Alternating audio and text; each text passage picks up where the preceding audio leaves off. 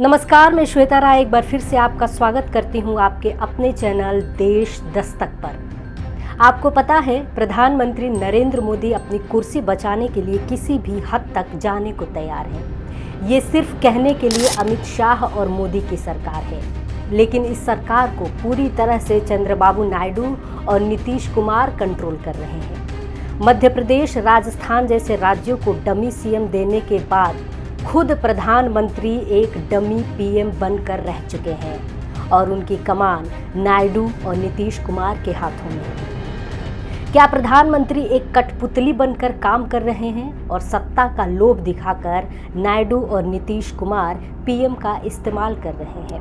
भ्रष्टाचारियों, मेरा ताप बर्दाश्त नहीं कर पाओगे। भ्रष्टाचारियों पर नकेल कसने की बातें करने वाले, भ्रष्टाचारियों को चुन चुन कर जेल पहुंचाने की बातें करने वाले मोदी जी आज इतने मजबूर हो गए हैं कि वो भ्रष्टाचार ही नहीं देख पा रहे हैं। वैसे तो बीजेपी में शामिल होते ही सभी भ्रष्टाचारी नेता बीजेपी वॉशिंग मशीन में धुलकर साफ सुथरे हो जाते हैं, लेकिन इस कदर साफ सुथरे हो जाएंगे कभी किसी ने सोचा नहीं था। और देखिए ना, मोदी जी को अपनी कुर्सी से इतना प्यार है कि वो ये सब बड़े आसानी से कर रहे हैं। मौका मिलते ही भ्रष्टाचार के लिए कांग्रेस को कोसने वाले पीएम मोदी के सामने ये सब हो रहा है और मोदी जी सिर्फ देख रहे हैं, क्योंकि उनको सिर्फ और सिर्फ अपनी सत्ता और कुर्सी बचानी है। किसी भी कीमत पर मोदी जी को अपना तीसरा टर्म पूरा करना है। तो आइए आपको बताते हैं कि आखिर मामला क्या है। वैसे तो ये खबर आपको मीडिया में ज़्यादा देखने को नहीं मिलेगी और मेन स्ट्रीम मीडिया में तो बिल्कुल नहीं, क्योंकि पापा से पंगा ना बाबा ना। तो चलिए बिना लाग लपेट के आपको पूरा मामला बताते हैं। अब तक तो आप समझ ही गए होंगे कि आखिर मामला क्या है। जी हाँ, बिल्कुल, भ्रष्टाचार का। मोदी जी अपनी कुर्सी और सत्ता बचाने के लिए नायडू के आगे नतमस्तक हो गए हैं। 2023 में जिस स्किल डेवलपमेंट कॉरपोरेशन के 371 करोड़ के घोटाले में सीएम चंद्रबाबू नायडू जेल गए थे, उसमें ईडी ने क्लीन चिट दे दी है।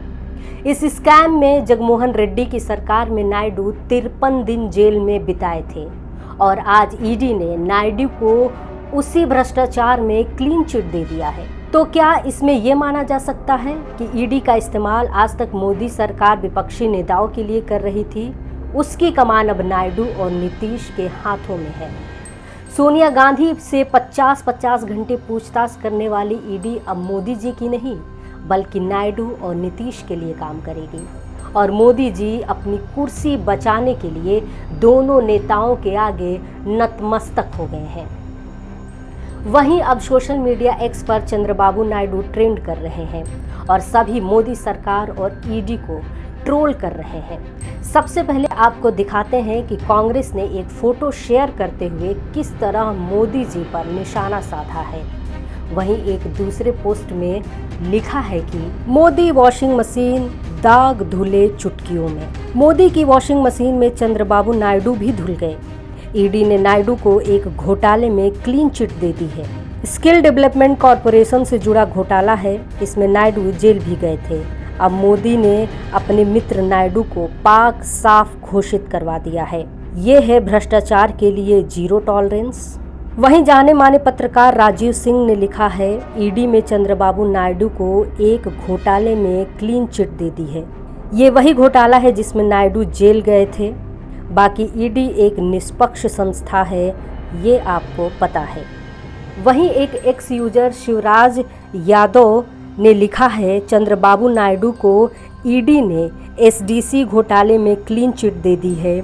ये वही आरोप था जिसमें चंद्रबाबू नायडू जेल गए थे। बाकी ईडी एक निष्पक्ष संस्था है।